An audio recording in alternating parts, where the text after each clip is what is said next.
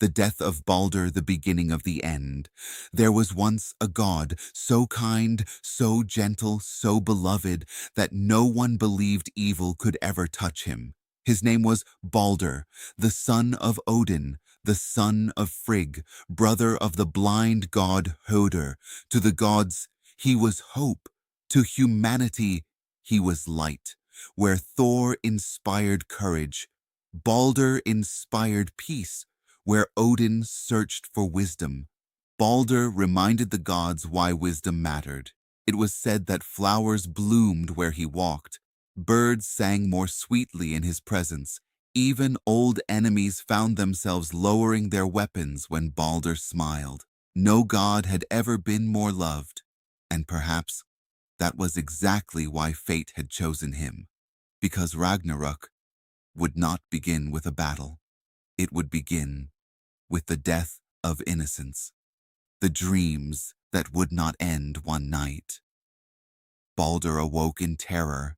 His breathing was heavy. His hands trembled. He had dreamed of darkness, a cold land beneath the roots of Yggdrasil, a silent throne, a woman with half a living face and half the face of death. Hel, the queen of the dead. She had spoken only one sentence: "Your place is waiting." Baldr tried to dismiss the nightmare, but the next night, it returned, and the next.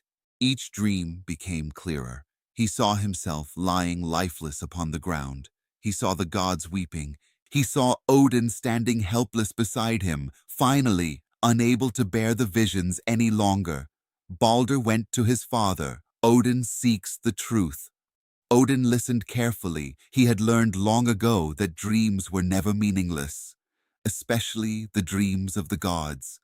Without hesitation, he saddled Sleipnir, his magnificent eight-legged horse, faster than wind, faster than thought, across forests, across rivers, across the Rainbow Bridge, then downward, toward the realm of the dead.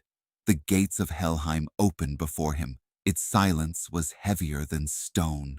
There, Odin found the grave of an ancient seeress, a woman whose wisdom reached beyond death itself. Using powerful runes, he called her spirit back. Slowly, the earth stirred. The dead woman opened her eyes. "Why have you disturbed my rest?" Odin asked only one question. "Who is preparing a great feast in hell?" The seeress answered quietly. "The hall is being decorated. Golden benches have been polished. Fine mead has been prepared for Baldr." The words struck Odin harder than any weapon. His son was destined to die. The prophecy was no longer distant. It had a name, a face, and a victim, a mother's desperate journey. When Frigg learned of Baldr's dreams, fear consumed her heart. She refused to accept fate. If destiny wanted her son, then destiny would have to fight every corner of creation. She began a journey unlike any other, across all 9 realms. She traveled. She spoke to fire. "I ask only one promise. Never harm my son." The flames agreed. She visited the rivers, the mountains, the forests, the winds, every tree, every stone, every animal, every disease, every metal, every poison, everything that existed, swore an oath. None would ever hurt Baldr. Satisfied, Frigg returned to Asgard. She believed her son was finally safe, but in her haste, she overlooked one tiny plant, one so young, so fragile, that she believed it could never threaten anyone. Mistletoe.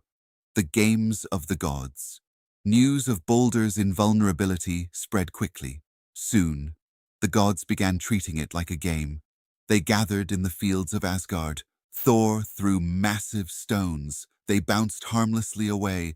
Warriors launched spears. The weapons shattered before touching him. Axes, swords, arrows. Nothing could wound Baldr. Each failed attack ended with laughter. Even Baldr laughed. The gods believed they had defeated fate itself. Only one figure stood apart, watching silently. Loki. The question that changed everything. Loki never trusted appearances. If every object had sworn an oath, surely someone had been forgotten, disguising himself as an old woman. He visited Frigg. The queen welcomed the stranger warmly. As they spoke, the disguised Loki asked casually, "Is it really true? Has every living thing promised not to harm Baldr?" Frigg smiled proudly. Almost. There was one small plant. It grows west of Valhalla. It seemed far too young to make such a promise. It is called mistletoe. The moment those words left her lips, Loki smiled. The trap had been set. The smallest weapon. Loki walked into the forest. There, growing quietly upon the branch of an old oak, was a thin sprig of mistletoe, so small, so harmless.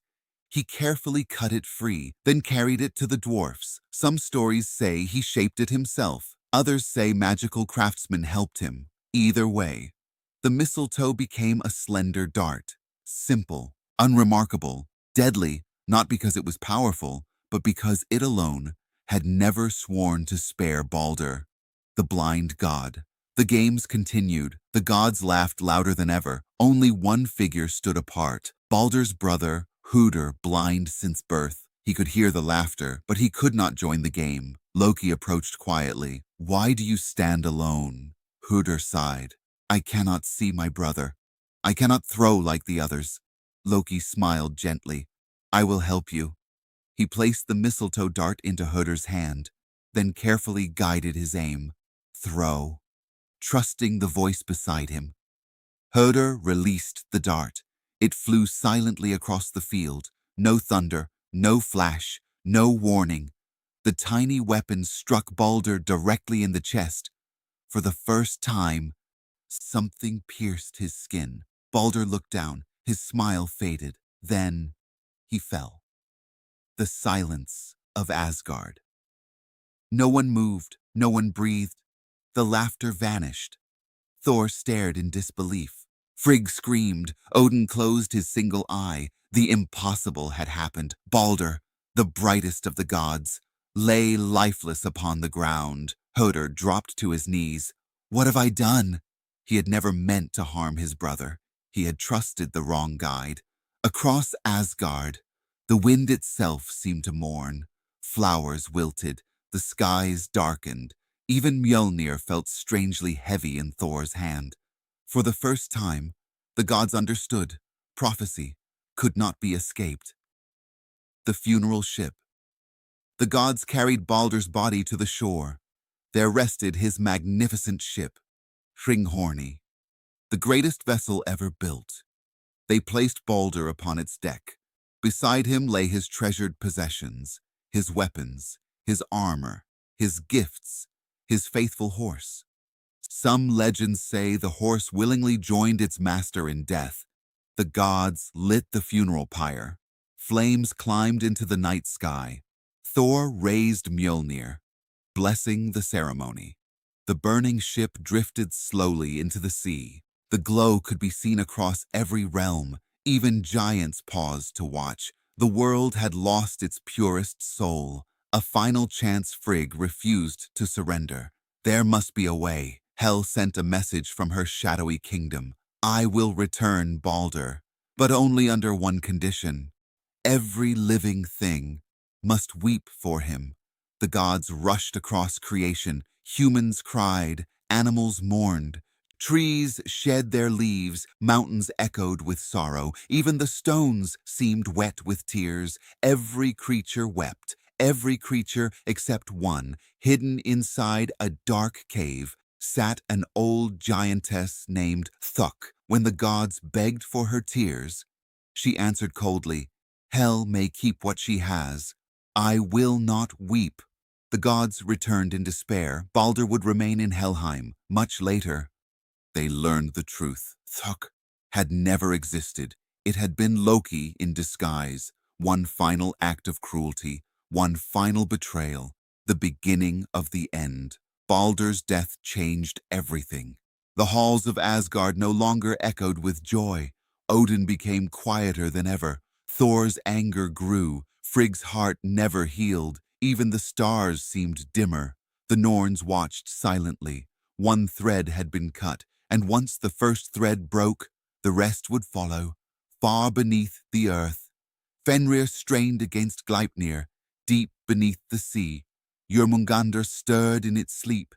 In Helheim, Baldr waited patiently. And somewhere, Loki smiled. The first great loss had come to pass. Ragnarok was no longer a distant prophecy. It had already begun.